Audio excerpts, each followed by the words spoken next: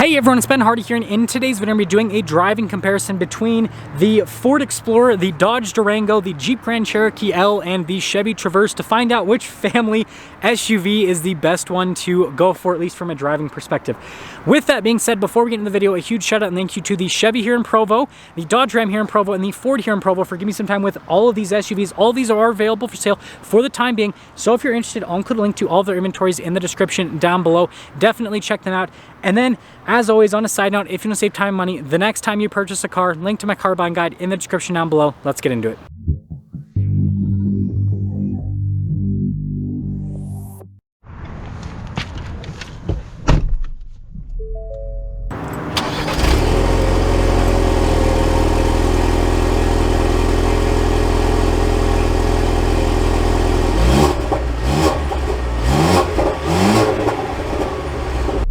So we're going to start things off in the Explorer, and I guess we'll look at the visibility here.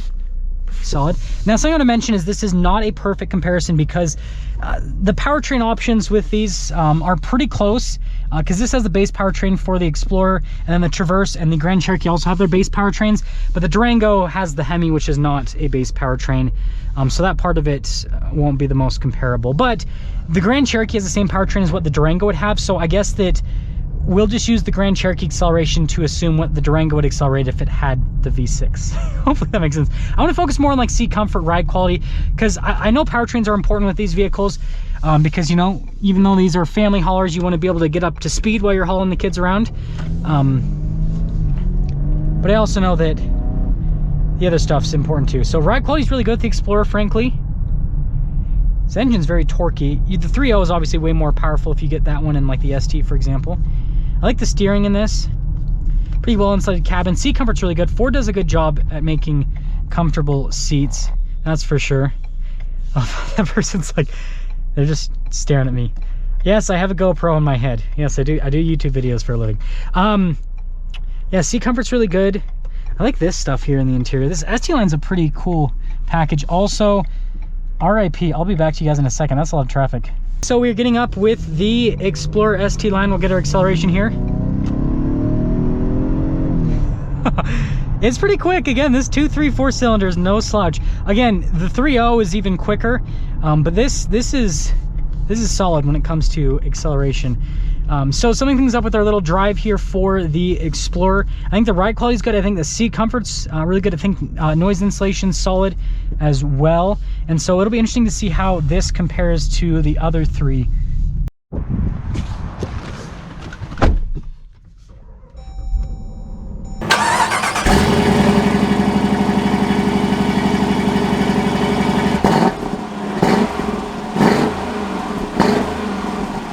So let's set off in the Durango, and I guess that this was the gun that was part of the knife fight, because the other two, or the other three rather, have dinky little engines, and this one has a big 5.7 liter Hemi V8. It was just the only Durango that I could choose for today's comparison that was as comparable as the other ones, because the other Durango that I could have picked out was a SXT base model, and so yeah, I feel like this one was a little bit better for the comparison.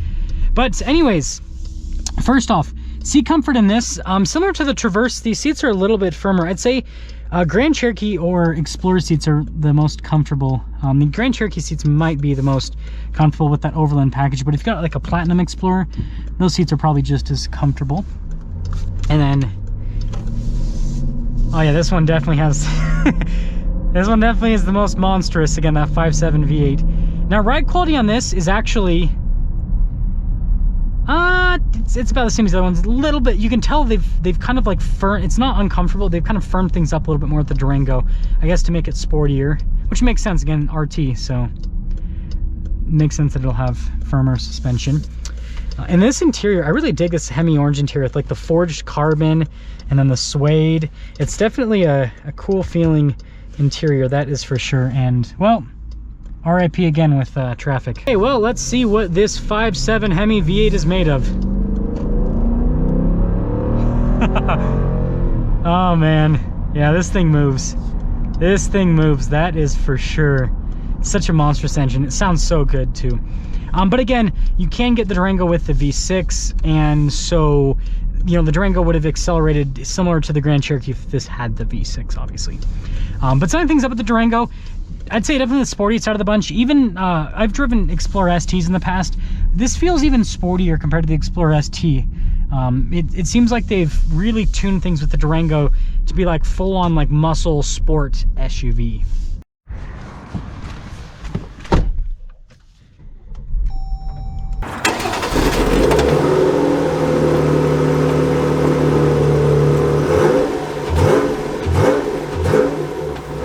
Okay, well, setting off in the Grand Cherokee, and this might have the best, we'll see if the Durango, but this might have the best visibility out of the bunch, honestly.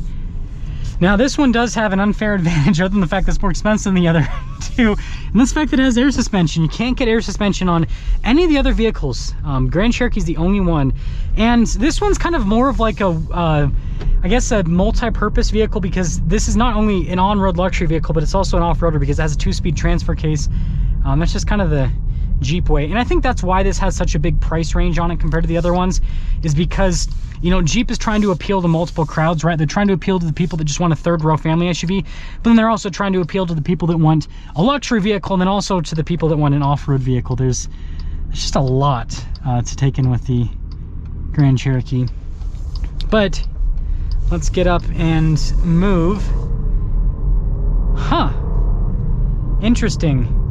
So power figures on this are slightly less than the Traverse, but it actually feels like it almost feels a little bit punchier. I wonder if it's just the transmission, you know, the 8-speed versus the Traverse's 9-speed. That could be a factor. Let's get the full acceleration here and see how that.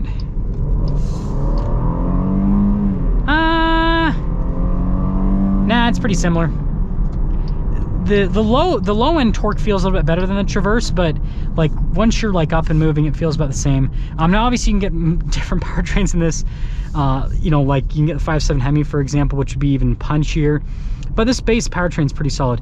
I do want to say ride quality is definitely the best in this one so far.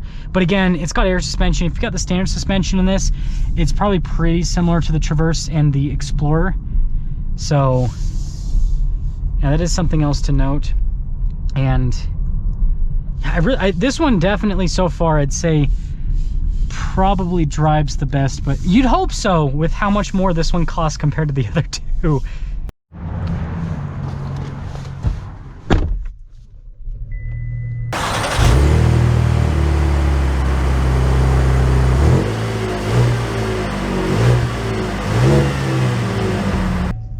Well, we are setting off in the Traverse now, and I guess that it decides that it wants a radio on. Anyways, visibility in this, honestly pretty similar. That window back there is a little bit smaller though, it seems like. And love the camera mirror. That's something that I definitely appreciate here in the Traverse. Now, it'll be interesting to see driving this back to back with a Ford. I actually feel like I'm slightly, maybe it's just because of the seat. Yeah, it was just because of the seat. I was gonna say, I feel like I'm slightly lower down, but it's just because the seat is set so low in this particular vehicle. I feel like cabin insulation's pretty similar, honestly, between both of them. So that is good. And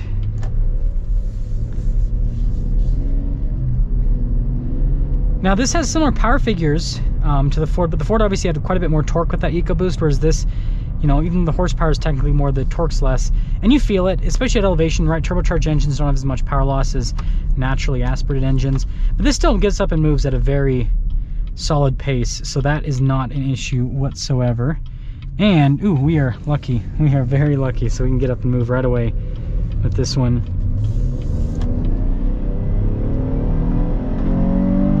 I mean, it's not bad, but yeah, you definitely do feel the acceleration difference. This doesn't, yeah, it doesn't feel as punchy as the Ford, but again, the big part of that is because it's not turbocharged, but it still gets up and moves at a pretty solid pace.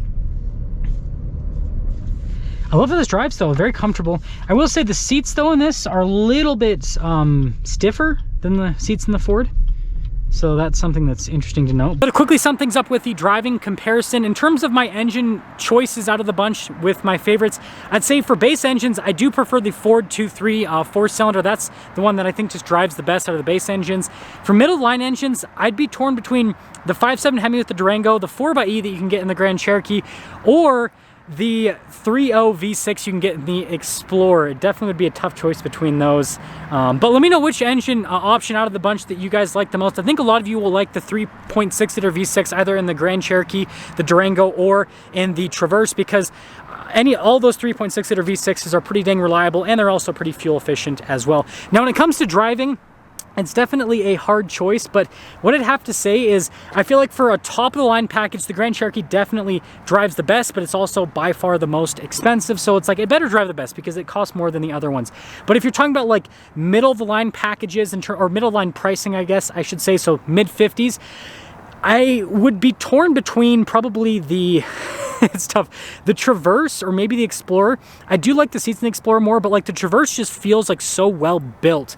I'm not saying the other ones aren't well built, but it's just like the feeling you get, especially like when you close the door and everything, and it just drives so well on top of that.